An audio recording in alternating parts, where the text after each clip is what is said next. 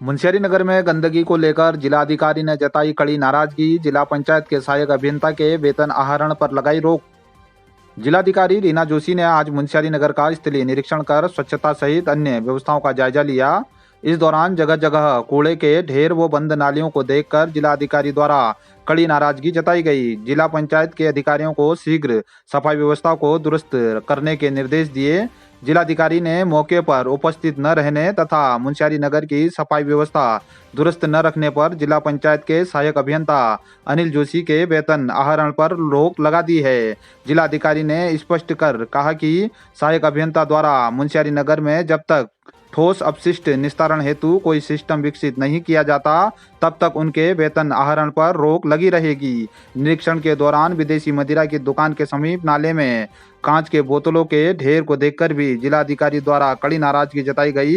अनुज्ञापी हेम सिंह व जिला पंचायत के अधिकारियों को चेतावनी देते हुए शीघ्र स्वच्छता व्यवस्था को दुरुस्त करने के निर्देश दिए। साथ ही लापरवाही बरतने पर सख्त कार्रवाई की चेतावनी भी दी। दारमा व ब्यासबेली में बर्फबारी के बाद पड़ रही कड़ाके की ठंड, पेयजल का गहराया संकट। दारमा व ब्यासबेली में शुक्रवार हुई बर्फबारी के बाद कड़ाके की ठंड पड़ रही है। दारमा के तिदांग में 2 फुट, दुक्तु बौन फिल्म दातू में 6 इंच तथा नाबिडांग में 1 foot, Kalapani 6 inch, Gunji 6 inch बर्फबारी के बाद क्षेत्र में कड़ाके की ठंड बढ़ने से पाइपलाइन में पानी जम गया है, जिससे उच्च हिमालय क्षेत्र में तापमान -2 डिग्री से -5 डिग्री तक दर्ज किया जा रहा है। नलों में पानी जमने से ग्रामीणों को पेयजल के लिए भी काफी परेशानी हो रही है। गुंजी के स्थानीय लोगों से मिली जानकारी के अनुसार नलों में पानी जमने के कारण गुंजी, नाबी और रोंगकोंग सहित दारमा वैली में ग्रामीण बर्फ पिघलाकर पेयजल व्यवस्था कर रहे हैं। फुलीडोर शिव मंदिर में शिवलिंग की हुई प्राण प्रतिष्ठा, कलश यात्रा के साथ भंडारे का भी हुआ आयोजन। फुलीडोर के शिव मंदिर में पंडित लक्ष्मी दत्त द्विवेदी के नेतृत्व में शिवलिंग की प्राण प्रतिष्ठा की गई। महिलाओं के द्वारा पारंपरिक वेशभूषा में क्षेत्र के अंतर्गत कलश यात्रा निकालते हुए पारंपरिक वाद्य यंत्रों की धुनों पर मंगल गीतों का गायन किया गया।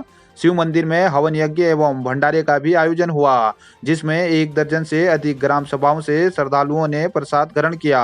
क्षेत्र पंचायत सदस्य बीना देवी व मनोज राणा द्वारा मुख्य पूजा संपन्न कराई गई। आयोजन में बीजेपी नेता भगत बाचमी, जगदीश मेहता, गुलशन मेहता, प्रधान कुंवर राणा, जगदीश सिंह आदि ने सहयोग प्रदान किया। मल्लिकार्जुन स्कूल, जिसकी 8 ब्रांच हैं, जिनमें से एक भीमताल मल्लिकार्जुन स्कूल में आपको विशेष सुविधाएं देखने को मिलेंगी। मल्लिकार्जुन स्कूल भीमताल में बोर्डिंग फैसिलिटी के साथ आपके लिए उपलब्ध है, जिसमें आपके बच्चे को वर्तमान समय की आधुनिकता के साथ जोड़ते हुए फ्रेंच भाषा, रोबोटिक्स की कक्षाएं, पोर्ट्रेट बनाना, पेंटिंग करना, कलात्मक अभिव्यक्ति के साथ ही स्पेस से रिलेटेड अंतरिक्ष विज्ञान की शिक्षा, कोडिंग, डिकोडिंग तथा बोर्डिंग फैसिलिटी के साथ उपलब्ध है। एडमिशन पाने के लिए नीचे चल रहे नंबरों में संपर्क करें और अपने छात्र के भविष्य को आधुनिक शिक्षा के साथ सुरक्षित करें।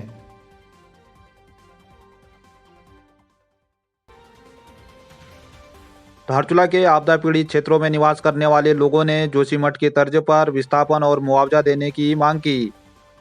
पूर्व ग्राम प्रधान देवीदत्त उपाध्याय ने बताया कि धारचूला तहसील और मुंशियारी तहसील के अंतर्गत आपदा पीड़ित कई वर्षों से आपदा की मार झेल रहे हैं।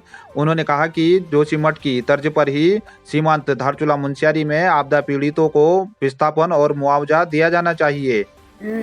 एक प्रदेश में 2 नीति नहीं होनी चाहिए। अभी जो जोशीमठ में जो भूमि दशा हुआ, इसी तरह से हम भी पहले से मांग करते थे। इनको 2011 की नीति में 4,25,000 देने की बात शासनाधीन नीति जारी हुई है। अब हमको हमारा कहना ये है कि 4,25,000 न भूमि खरीदा जा सकता है, न भवन बन सकता है, और उस गांव से हमको हटना है। लिहाजा हमको या तो तराई बाबर में 1-1 एकड़ ज़मीन देके बसाया जाए, नहीं तो मुआवजा राशि बढ़ाया जाएगी, और नहीं तो जो अभी जोशीमठ में जो अभी आपदा पीड़ितों को जो नीति बनी है, उसकी उनके लिए अभी कैबिनेट में जो नीति बनी है, वो नीति यहाँ भी दाल्ला में भी फॉलो किया जाए, दाल्ला मुंशियारी में फॉलो किया जाए, जिससे हमारे लोग। जोशीमठ में कितना मुआवजा मिल रहा है जो अभी आपको नहीं मिला? जोशीमठ में अभी उनको लगभग 65 लाख की मांग कर रहे हो, लगभग 65 लाख की मांग कर रहे हो एक परिवार में। और देहरादून में ज़मीन की मांग कर रहे हो। तो आपको भी ऐसा ही कुछ तो चाहिए? हमको भी इसी तर्ज में कर दिया जाए।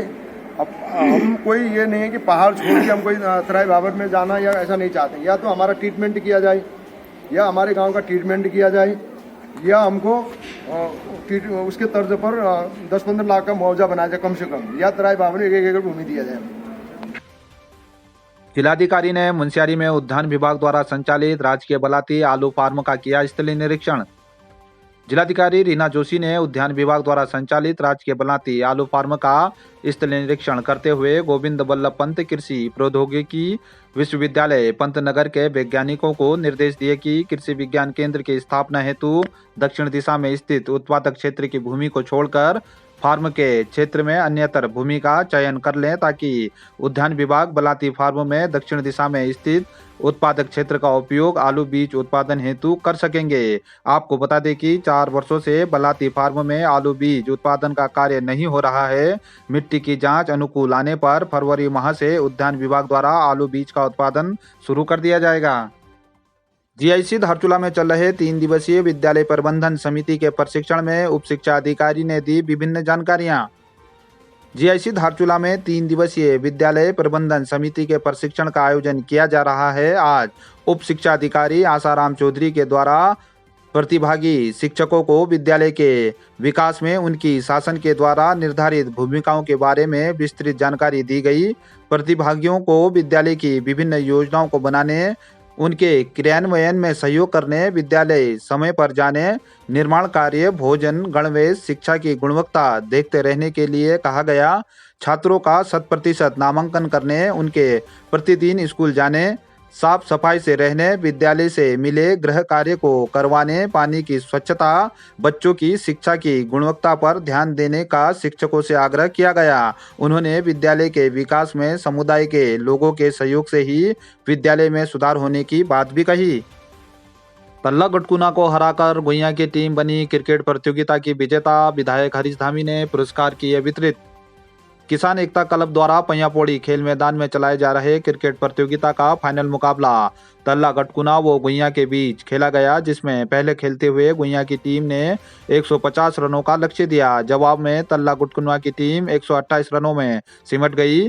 गुइया की टीम विजेता बनी। स्थानीय विधायक हरीश धामी ने विजेता टीम को ट्रॉफी के साथ 21,000 रुपये नगद तथा उप विजेता टीम को ट्रॉफी के साथ 11,000 रुपये नगद आयोजनकर्ताओं की ओर से पुरस्कृत किया। साथ ही विधायक ने अपनी ओर से आयोजनकर्ताओं को 10,000 रुपये वो विजेता को 3,000, उप विजेता को 2,000 नगद राशि भी प्रदान की। आयोजक हरीश बोरा के द्वारा मुख्य अतिथियों का स्वागत अभिनंदन किया गया। इस दौरान कांग्रेस ब्लॉक अध्यक्ष भूपेंद्र थापा, रामू रोकाया, हरीश धामी, प्रकाश पेतोला, सुनील कुमार, निरप गरब्याल आदि मौजूद रहे। खाद्य विभाग के द्वारा 2 दिवसीय लाइसेंस रजिस्ट्रेशन मेले का विकासखंड सभागार में हुआ आयोजन। विकासखंड सभागार मुंशियारी में खाद्य विभाग के द्वारा 2 दिवसीय लाइसेंस रजिस्ट्रेशन मेले का आयोजन किया जा रहा है, जिसमें मुंशियारी क्षेत्र के व्यापारियों के द्वारा बड़ी संख्या में पंजीकरण के लिए आवेदन किए गए हैं। जिला खाद्य सुरक्षा अधिकारी आर.के. शर्मा ने बताया कि व्यापारियों को किसी भी प्रकार की दिक्कत न हो, इसीलिए विभाग के द्वारा 2 दिवसीय लाइसेंस रजिस्ट्रेशन मेले का आयोजन किया गया है। इस दौरान बड़ी संख्या में व्यापारी सहित खाद्य विभाग के दिलीप जैन, ए.एस. भाटिया आदि मौजूद रहे।